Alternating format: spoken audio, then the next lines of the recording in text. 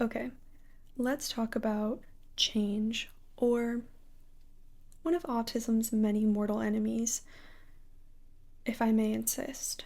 So if you're autistic or know a thing or two about autism, you know that change can be exceptionally hard for autistic people, and this can range from small daily changes or unpredictabilities to, of course, huge life changes.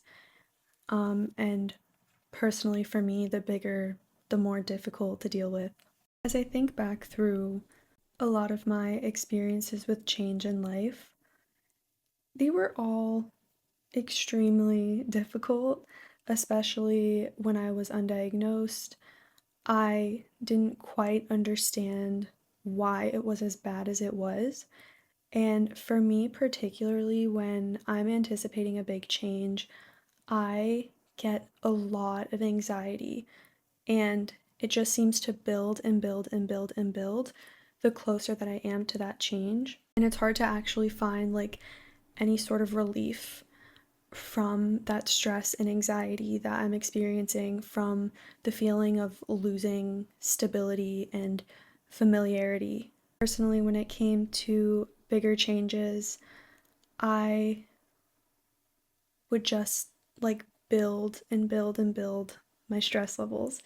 And it would usually get to a point where I'm physically affected by this change that I'm expecting. That's the thing too, like it can be a change that you know is coming, and that doesn't really make it feel any better, at least for me, when it comes to like big scale life changes. With smaller changes, if you know it's coming, it can like ease some of that anxiety if you know what to expect, right? Like that's part of what is so comforting about routine and familiarity is you know what's going on, you know who you're going to see, you know what you're going to be doing, you know what to expect. And when things change, you no longer know what to expect. So like during big shifts in my life, I would have a lot of physical symptoms the more stress that I got when it came to change.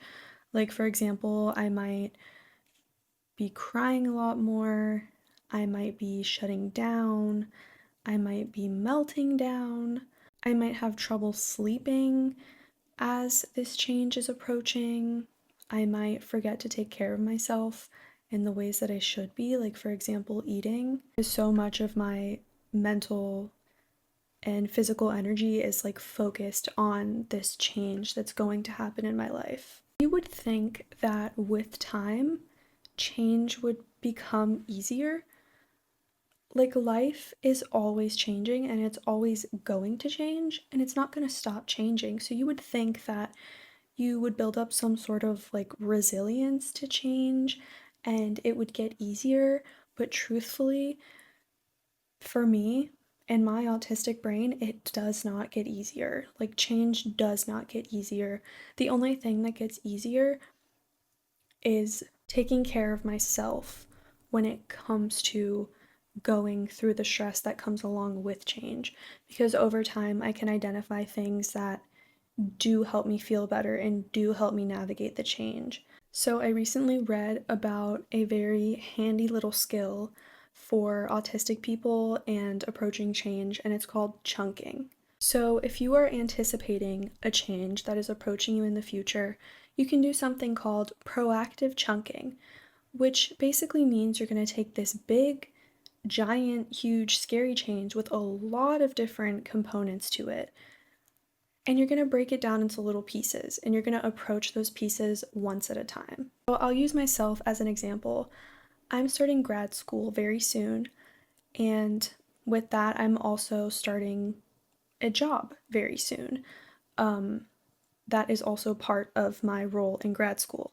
So I've been freaking out. I've been very anxious anticipating this change when it's something as big as like my life is going to be completely different day to day, every day, and it's not going to be what it has been for the past several weeks or months or whatever it may be. That is extremely disorienting because, for example, when I think of starting grad school, I'm like, oh my god, okay, like I'm going to a new place. I haven't been to this place before. I don't know my way around the place. I don't know what it looks like. I'm not familiar with it. And then there's all these new people I'm going to meet. There's all these new rooms I'm going to be in and schedules that I need to stick to.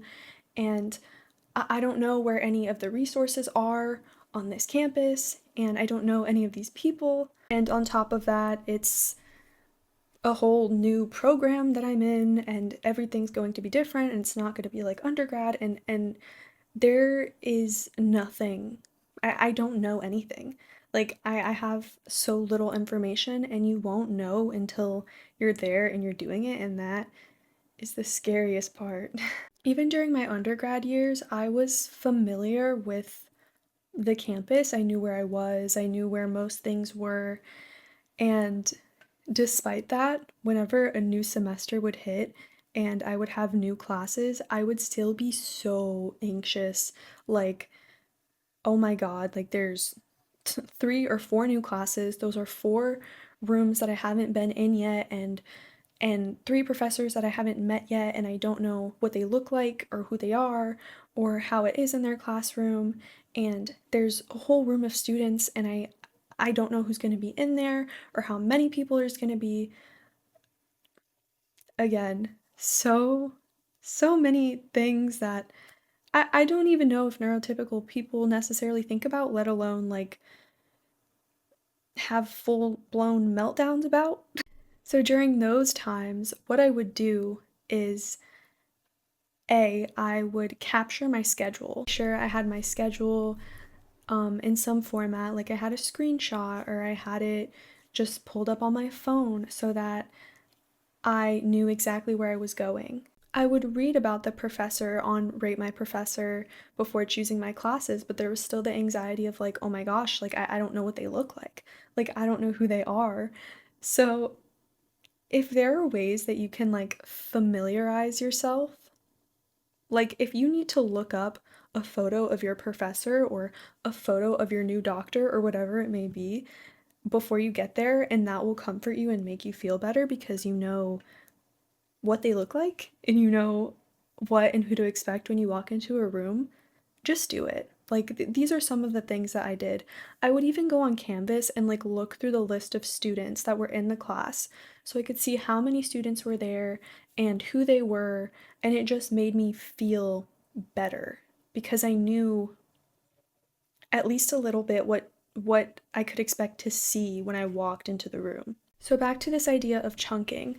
When it comes to grad school, I listed all those big, scary, terrifying things that I just don't know. I just don't know. So instead of having all of those things happening to me at once, I can break them down into separate chunks. So the first thing would probably be visiting a new place. I will be in a new location that I haven't been in before. I won't know my way around. I'm not familiar with it. I don't know what to expect or what things will look like. So, what can we do about that? Well, I can most certainly pull up a map of the campus and I can look at it and study it and scroll around and see where different things are.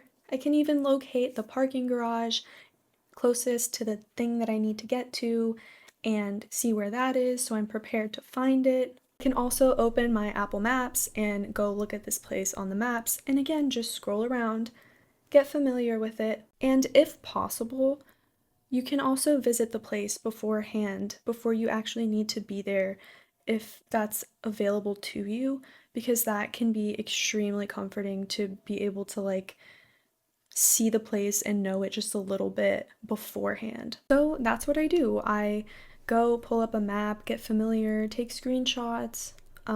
It just helps me feel so much better about all of that uncertainty. So there's a new place, right? And then also, what's the next thing? Well, we're meeting new people. So let's look at all of these things as separate. Step 1, step 2, step 3. First, I'm visiting a new place. So there's a lot of coping skills and things that I can do to kind of familiarize myself so I'm not hit with such a big wave of unfamiliarity and surprises and unexpected turns of events. So then when it comes to meeting new people, like what are the things that I can do or you can do that help you with interacting with new humans? I mean, it's so funny how much I can be impacted by a change as small as like a new person. Like even when I would work at a job and there would be a new employee, I would internally start freaking out because I'm like, "Oh my God, like who is this person? Like they're not usually here. Usually these people are here and now there's going to be a new person that's here and I don't like that because I'm used to these people being here and I know how to interact with these specific people, but I don't know how to interact with this person yet. So I'm going to have to like figure that out and I'm going to have to get used to like a switch of things being different and also having this new person here." And in the past, I never knew why things like that were genuinely difficult to me because, from an outside or neurotypical perspective, it probably seems so silly. So, like I said, when it comes to meeting new people, what are some of the things that you can do that help you navigate those changes of encountering a new person or multiple people in your life? What can you do to feel more prepared? If you need to practice introducing yourself a million times, um, maybe that will be helpful. If there is a way you can familiarize yourself with the people you'll be meeting before you meet them, that is always helpful too. So instead of walking in with all this fear and terror, like, oh my God, my whole life is changing. I don't know where I am. I don't know who's around me. I don't know what I'm going to be doing. Everything's going to be different. Everything is changing, which can lead us to catastrophize and lose our energy very, very quickly and have a very, very hard time navigating those changes. We can look at the big picture and try to split it up into those chunks and ask ourselves what we can do to make each of those individual things more tolerable for ourselves and take it one step at a time. Even the smallest of changes can be so distressing, like, for example, when I think back to some of the little things that will really just kind of like pull the rug beneath my feet and they can genuinely really disorient me. Like say the place that I always park on campus is not available and I'm just like, okay, well, I park here. I always park here every single time. And now I can't park here, which means that I need to park somewhere else. And I don't want to park somewhere else because I always park here. And now I don't know where to park. And now parking somewhere else means that I will have to take a different route to the place I was going. And now this is actually taking time out of my schedule because I'm going to have to take more time to go to a new spot and blah, blah, blah. You get it. But that is how my brain works when it comes to change, and it is very, very exhausting. Our autistic brains need predictability, they need routine, they need comfort in that way. So, if there are any little ways that you can find for you to kind of take some of that power back and add some level of familiarity with the change that you're approaching, it becomes much, much easier than if you just walk into something huge just like blindsided. This is a little bit off topic, but one of my biggest fears when I'm approaching change, like a new semester or a new location or university or whatever, is like, what if I enter the wrong room?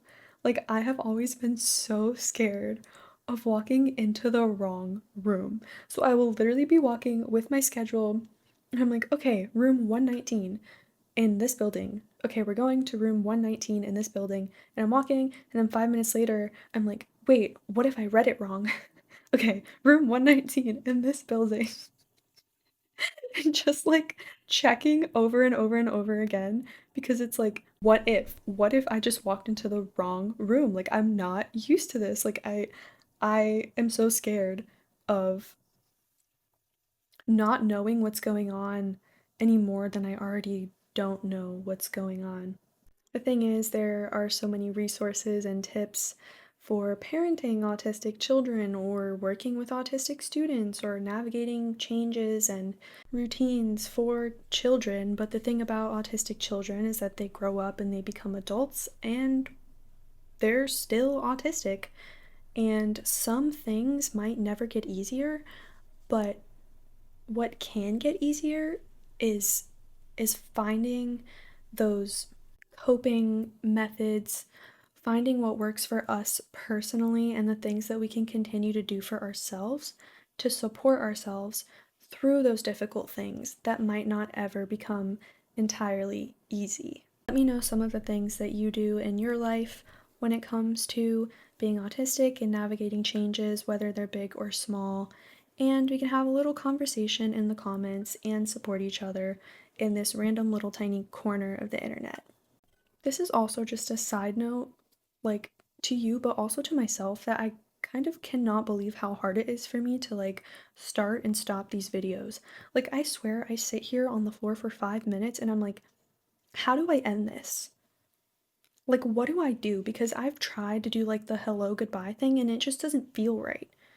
It just feels very wrong. Like, I'm the type of person to just get up and leave the room.